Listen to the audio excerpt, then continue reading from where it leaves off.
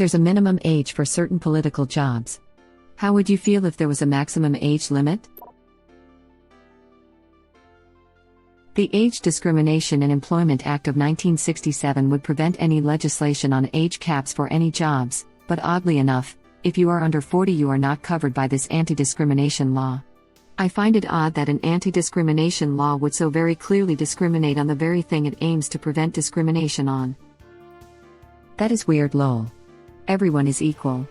Except you, and you. Some are more equal than others.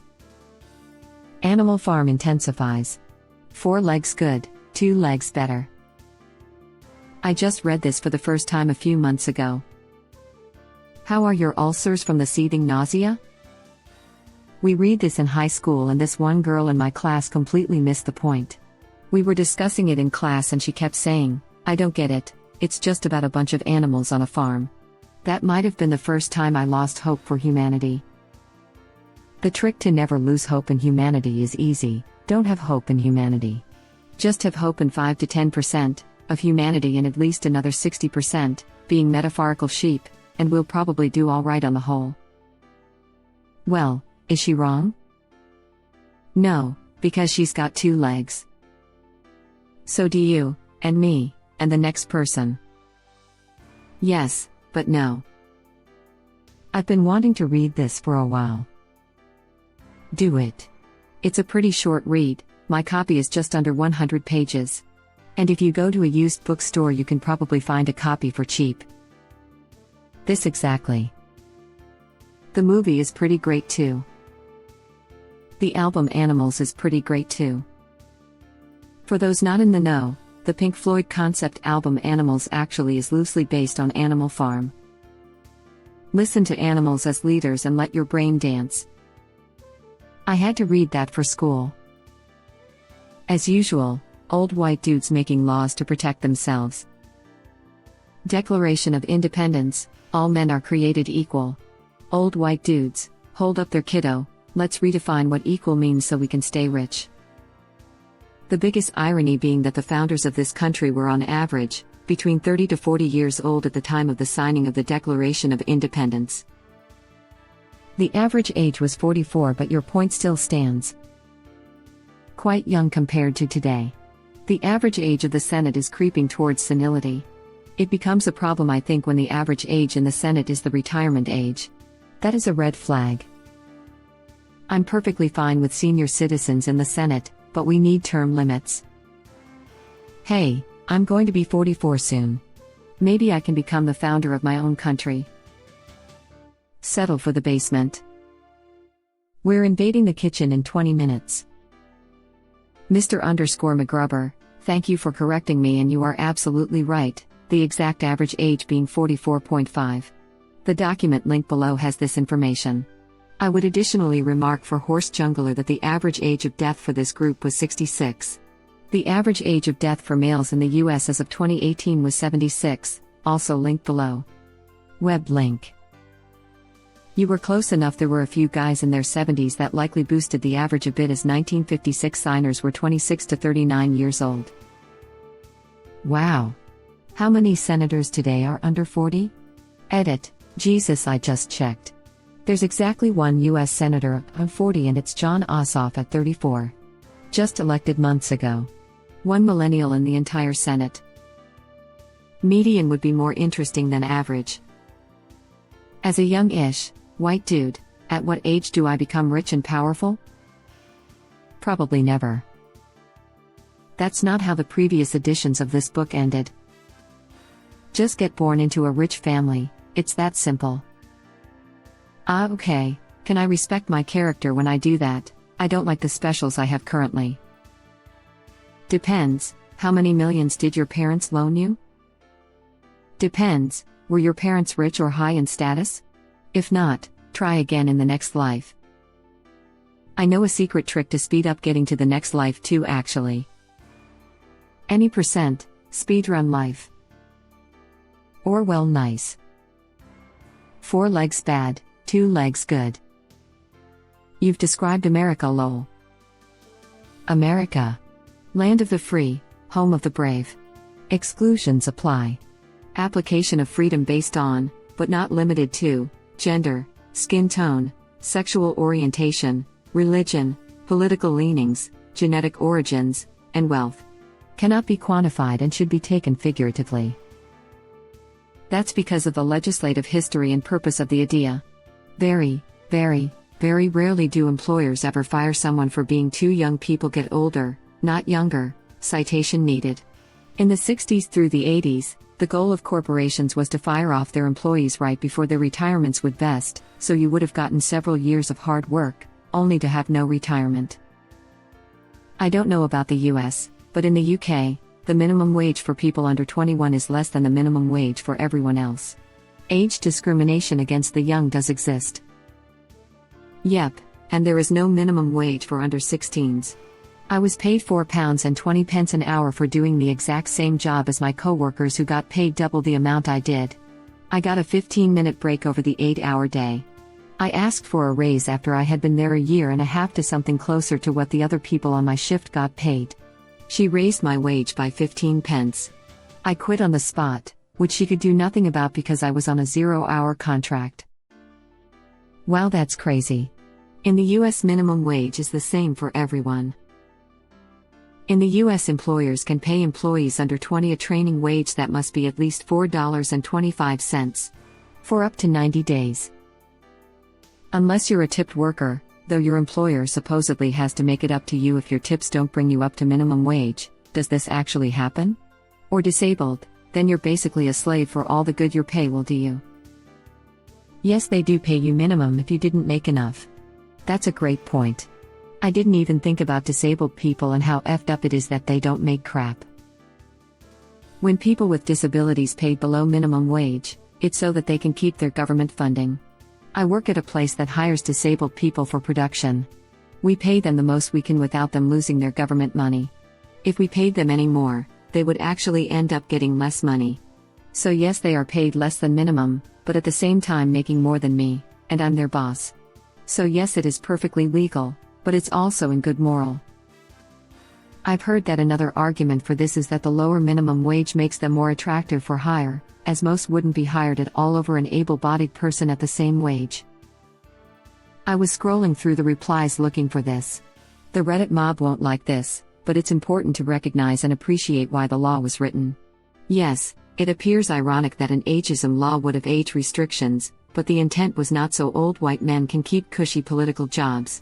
The real intent is for applications in the private sector, where ageism is a real issue.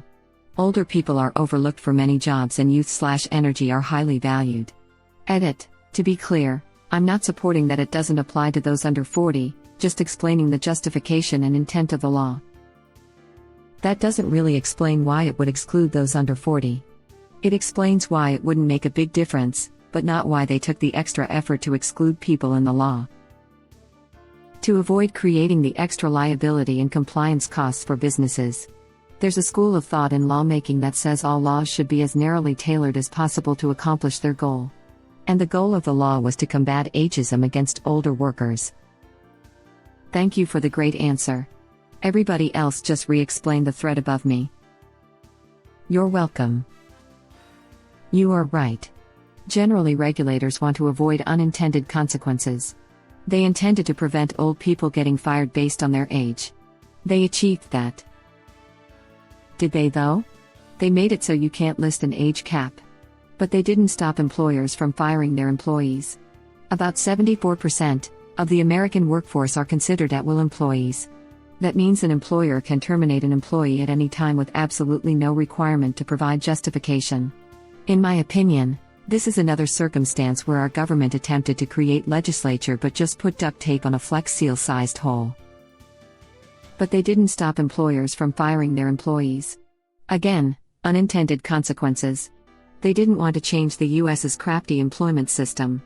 They didn't want to take any power away from businesses and corporations. They weren't trying to solve all of the country's problems with the one law. They were trying to solve a specific problem with it, and that specific problem was the discrimination against older employees, which had become commonplace. They put the minimum age of being an older employee at 40. It's worth pointing out that the Age Discrimination Act of 1975 would roll out 8 years later and ban age discrimination in all forms. You can't legally not hire someone because they're too young any more than you can because they're too old. If not an age cap, maybe a retirement age? That's only legal for careers where this is a physical risk to others that can come from limits due to your age. Things like airline pilots, firefighter, etc. Unfortunately, old age ignorance while drafting laws isn't considered physical risk based on rulings from judges they appoint. Someone should be able to argue the risk of mental decline in a position that literally influences the planet is a satisfactory risk category. Just because it isn't a law now doesn't mean it shouldn't or won't be in the future. I agree, but you forget one important thing. Judges are assigned and promoted by lawmakers. A judge declaring that lawmakers are eligible for forced retirement is career suicide. And then a step further, the only judges deep enough to make that decision because they have made it to the seat they want are generally what? Old as F. If it applies to the legislative branch, it will almost certainly have to apply to the judicial branch as well. If there is one thing I know about Americans, as I am one, they will not willfully give away a fat-paying, low-effort retirement job. Why crochet in the old home for free when you can determine people's futures for $250K a year? The judges who authoritatively interpret the federal age discrimination laws like the Age Discrimination in Employment Act do not answer to politicians. Federal judges, once they are nominated and confirmed, serve for life, assuming they maintain good behavior. A judicial decision that goes one way or the other is not sufficient to get them impeached and removed. There is a reason that the Constitution established life tenure for judges. It's to maintain judicial independence against exactly these sorts of pressures. It's much more of an issue at the state level where judges may have to answer to voters, but it's not at all at the federal level. And, to your comment about elevation, most judges recognize where they fit on the scale, I think. They know whether there's upward mobility or not, and it won't influence them on something like age discrimination. Abortion and other hot-button topics, sure, but not that. Judges don't do anything physical, and in NY they have to retire at 70 unless they get recertified every 2 years. Yes. But many believe it takes a 70 to 88-year-old to make decisions in a world that's rapidly changing. They've had their eras.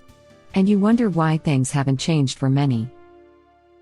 I don't think a 70 to 88-year-old should be legislating regulation and laws for new technology when they can't open their email on their BlackBerry. But that's just me. You're exactly right. I'm 50, I want to see 30 and 40. Something's making those decisions. Fresh outlook, new ideas. As much as I agree with you here, I think an even mix would be best. Or better yet, a 70-30 split. 70% are 30 years old and 30% are 70 years old. There's some things the old people know from experience that 30s and 40s wouldn't know. Most things could use a good overhaul right about now, but some helpful tips and tricks from the oldies could prove to be helpful to all the new ideas the 30s and 40s would bring in. I.e., older people, we tried that back in 1982 and hear why it didn't work. Some information the older crowd has could be used in helping to change things for the better, quicker. An even better example, emo. You cannot make pension policy without pensioners. Younger people need to be involved in this, because usually, depending on the system, they are the ones who pay for it. But it is an issue people under 50 rarely care enough about to make policy on it. I think a good change for the system would also be if you select for the kinds of people you get into office. I think there should be a lot more scientists, because they often combine the best qualities. They tend to be older and have that life experience, but they don't need to be pushed to make necessary laws, 40 years after the scientific community has already reached a consensus. Younger people are always the ones passing for it. Even if it's a capital-based system, the younger people are the ones who work for the dividends the old people get. I completely agree with your comment about scientists. People with high-level research degrees are experts at learning new information and using it in their decision-making process. Mind you, not all PhD holders are geniuses, idiots are everywhere. Anti-intellectualism is such a threat to the US and the world. Anti-intellectualism is such a threat to the US and the world. Yeah, right. That's what big science wants you to think, so you spend your money on silly vaccines instead of spirit healing crystals. What if there was allotted seats available for different types of people? Like only so many could be career politicians and so many had to be from a science background and so many from a doctor/nursing background and so forth. This would ideally work only for the House as there's way more seats per state. Or maybe just limiting only career politicians, which would open the floodgates for people outside that space. You'd almost certainly have to limit campaign funds and super PACs and all that crap too, so that it would level the field for less politically connected people. Imagine a world where the politicians who represented us were an accurate representation of us. Imagine a world where politicians represented us. I'm 50 and have life experience. I cannot make the best decision for 20-year-olds. The world is much different from when I was 20. I agree. I'm close enough to just round off to 40 myself. When I was 20, I was the highest paid store manager in the company of 9 stores. I was making $150 a week more than 2 other managers who had been with the company for 20+ years at that point. My store was hitting the best numbers by far. I had fresh ideas and knew how to run the store better than those people doing the job longer than I had been alive. That being said, I was every bit the arrogant little crap I probably just sounded like. It wasn't until years later that I realized many things those old people knew about business that I had no clue about. I absolutely excelled at the numbers, but they were good mentors on the other aspects of the job. I knew how to keep labor in line, but knew nothing about actual profit and loss reports. Parts of the paperwork like rent payments for the building and electric, insurance costs on store and employees, things like how I fired 10 crafty employees before writing them up 3 times had a negative impact on payments for unemployment, etc. I'm simply saying that the older generation knows things that are helpful to changing the world too. We definitely need the younger generation that could change the world and keep up with the times better, but I guarantee there's an 80-year-old or 2 out there that could teach all the new 30s and 40s extremely helpful things they wouldn't have known or even considered about the job, while still not forcing things to stay the same way they've been in the past. That's all I was saying. For a job, I agree.